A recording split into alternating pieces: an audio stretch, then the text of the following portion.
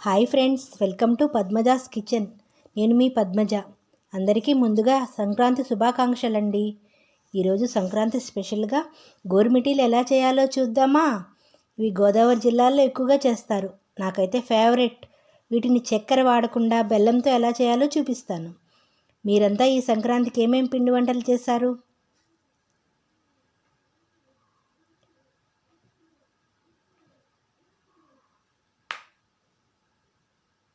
ఇక ప్రాసెస్లోకి వెళ్తే ఒక గిన్నెలో ఏదైనా గ్లాసు కొలతతో ఒక గ్లాసు మైదా పిండి, ఒక గ్లాసు గోధుమ పిండి,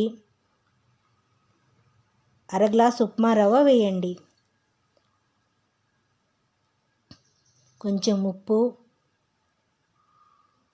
కాచిన 4 స్పూన్ల నెయ్యి వేసి ఒకసారి స్పూన్తో కలపండి.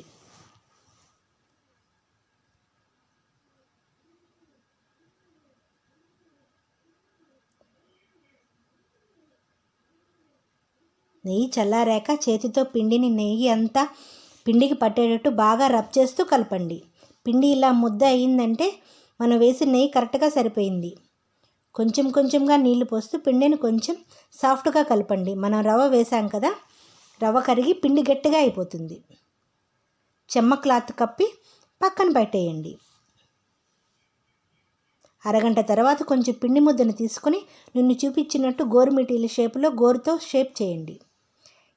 ఈ ప్రాసెస్ కొంచెం కష్టంగా ఉంటే కొత్త దువ్వెన మీద కానీ గవ్వల చెక్క మీద కానీ చేసుకోండి.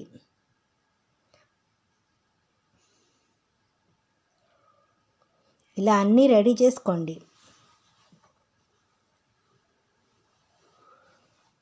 గోరుమిటీలు ఆరిపోకుండా చెమ్మ క్లాత్ని కప్పి ఉంచండి.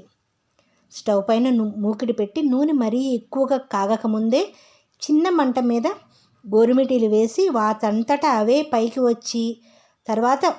వచ్చిన తర్వాత మీడియం మంట మీద గోల్డెన్ బ్రౌన్ వచ్చే వరకు కాల్చి తీయండి.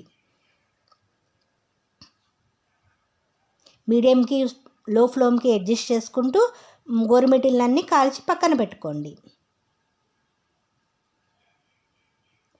పాకం కోసం ఒక గిన్నెలో 1/4 కప్పు బెల్లం, మనం 2 కప్పుల పిండికి 1/4 కప్పు బెల్లం కరెక్ట్గా సరిపోతుంది. 1/4 కప్పు నీళ్లు పోసి బెల్లాన్ని కరగనివ్వండి. బెల్లం కరిగాక ఒక పెద్ద మూకిట్లో వడకట్టి పాకం రానివ్వండి. పాకంలో యాలకుల పొడి, 1 స్పూన్ నెయ్యి వేయండి. నెయ్యి వేసిన క్లిప్ మిస్ అయింది.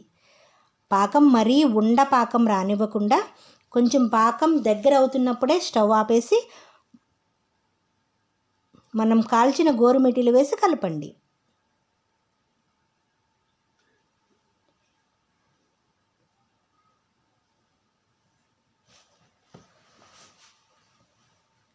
పాకం కొంచెం ఎక్కువగా ఉన్నట్టు అనిపిస్తుంది కదా, గోరుమిటీలు అంతా పాకం అంతా పట్టి డ్రైగా అయిపోతాయండి. కొంచెం చెమ్మగా ఉండగానే విడివిడిగా తీసేసుకోండి. అంతే. నా వీడియో నచ్చితే లైక్ చేయండి. మీ ఫ్రెండ్స్ అండ్ ఫ్యామిలీ మెంబర్స్కి నా వీడియోని షేర్ చేయండి. నా ఛానల్ని సబ్స్క్రైబ్ చేసుకోండి.